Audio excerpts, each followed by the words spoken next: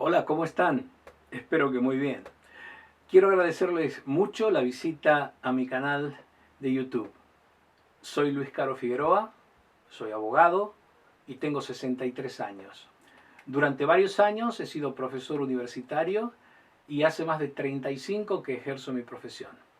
La mayor parte de este tiempo en Europa, que es donde vivo. Hace unos meses, y con la intención de aportar algunas ideas para la reforma de la Constitución de mi provincia natal en la República Argentina, abrí este canal de YouTube, que a decir verdad es una especie de complemento o extensión de lo que podría llamar aquí mi canal histórico en esta red, que es donde guardo los vídeos con mis covers. Ustedes se preguntarán, pero bueno, aparte de dedicarme al derecho y mucho antes de empezar a estudiarlo, me aficioné al canto.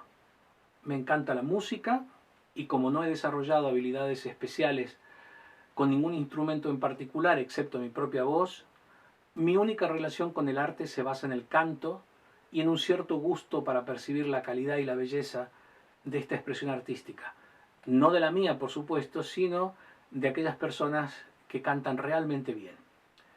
He tenido la suerte de poder grabar cientos de canciones por puro placer, por osadía y por curiosidad cultural. Muchas de ellas están en mi otro canal de YouTube que también les invito a visitar. En este canal, por el momento, me he propuesto grabar algunos vídeos con la idea, o mejor dicho, con la intención de que sean útiles para aquellas personas interesadas en temas relacionados con la política. Muchísima gente habla aquí de política y algunos lo hacen con una seriedad y un rigor que resultan especialmente desafiantes para alguien como yo, que se propone iniciar una serie de vídeos de contenido más bien superficial. Pero advierto que hay muchas personas interesadas en el estudio de la política más que en su práctica. Personas que se sienten atraídas por el reto que supone comprender su dimensión y su esencia. Personas que desean penetrar en la comprensión de sus fundamentos filosóficos y explorar la reflexión sobre las teorías que soportan y dan forma a ese formidable edificio que los seres humanos desde hace muchísimos siglos hemos venido construyendo para organizar nuestra vida en común. Adelanto que el contenido de estos vídeos muy poco tiene que ver con la ideología, el pensamiento ideológico o el adoctrinamiento. Esa sin dudas es otra forma de ver y practicar la reflexión política que respeto pero no comparto. A lo largo de mi vida he aprendido a pensar en libertad, sin ataduras ideológicas, sin guías intelectuales excluyentes e invariables, y por qué no decirlo también con una marcada inclinación hacia el desorden, la contradicción y la dispersión de las ideas. Al principio pensaba que esta inclinación mía era un defecto que debía corregir de forma urgente, pero con el tiempo y consciente de que me resulta ya muy difícil ordenar el caos de mi pensamiento, me convencí de que debo explotar esa inclinación como si fuese una cualidad.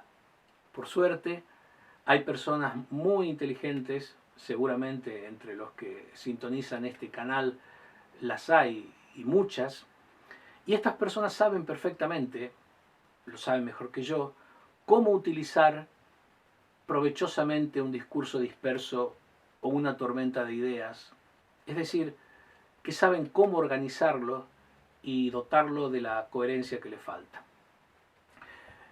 En el verano de 2018, increíblemente han pasado ya 4 años, o casi 4 años, publiqué un libro titulado Elementos para una reforma política en la provincia de Salta.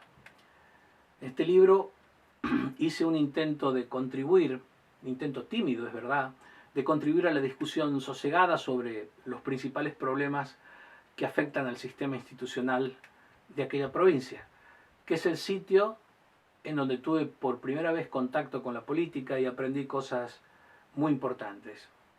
En aquel libro pude esbozar algunos de los temas que pretendo tratar con un poco más de detenimiento en estos vídeos.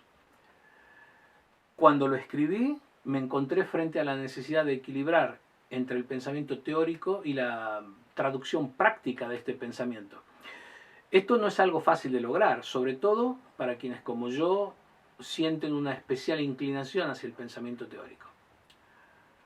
Por razones que no corresponde analizar aquí, mucha gente se acerca a esta red de vídeos para encontrar elementos prácticos y hasta visuales que les sirvan para resolver problemas en su vida, desde cambiar el cartucho de tinta de la impresora hasta solucionar el goteo de un grifo, pasando por cuestiones un poco más complicadas como la solución al drama de la pobreza. Muchas de estas personas ignoran, quizá por comodidad, que el conocimiento teórico también resuelve problemas y que en ocasiones aporta soluciones más estables y más sólidas que el conocimiento práctico. A veces se puede resolver un asunto complejo sin saber exactamente bien cómo funcionan las cosas.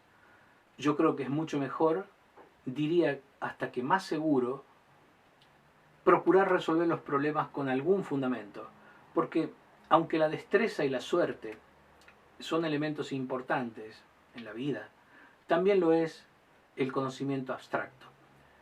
Por eso, uno de mis primeros objetivos en estos vídeos apunta a que perdamos el miedo a la teoría.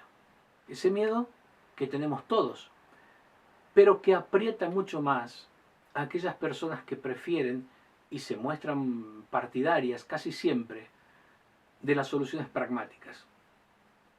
En términos muy sencillos y comprensibles, se puede decir que una teoría no es más que una explicación de ciertos fenómenos que ocurren alrededor de nosotros. Las teorías sirven, pues, para explicar, y quizá sea esta su principal utilidad. Pero claro, cuando hablamos de teorías científicas, no hablamos de explicaciones cualquiera.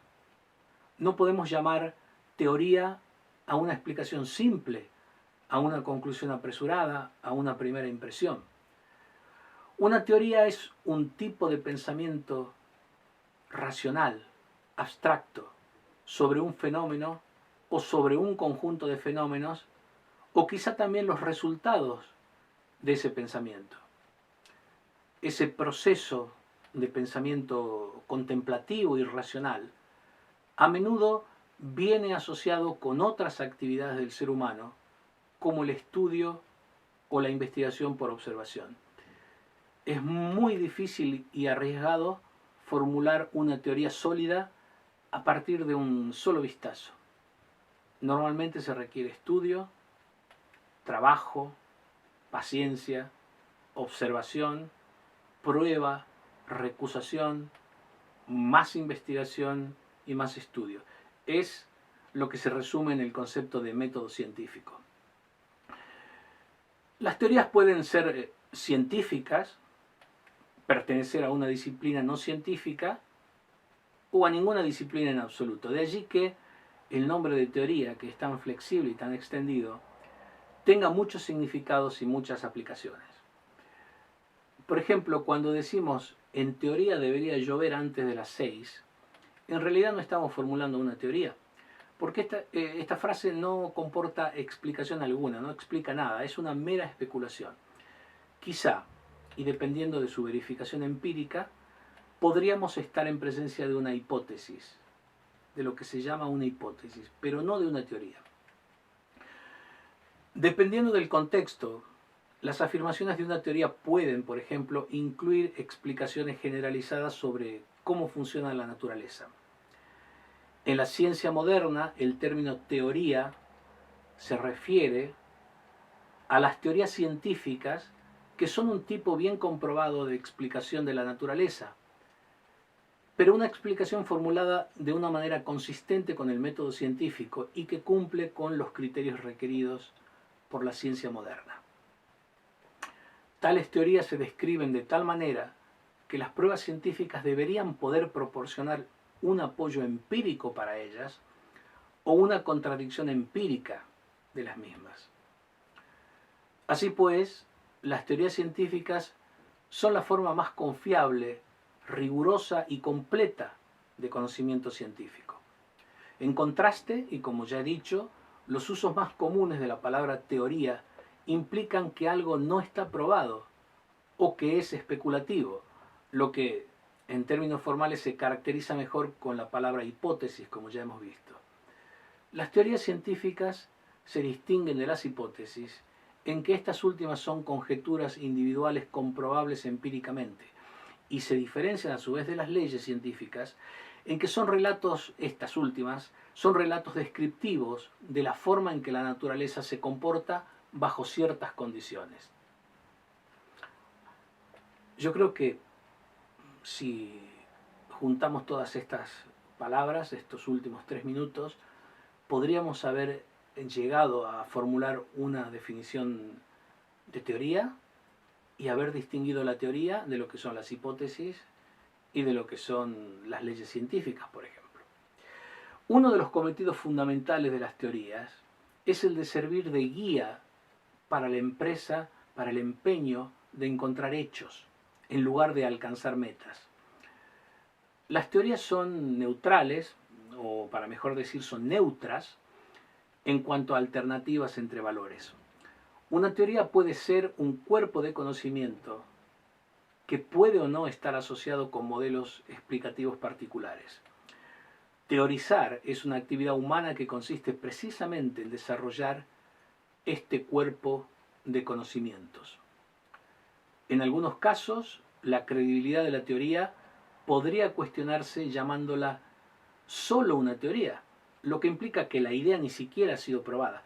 Por lo tanto, esa palabra, teoría, contrasta muy a menudo con la palabra práctica, que viene, como todos ustedes saben, del griego praxis, un término que designa el hacer, que se opone a la teoría.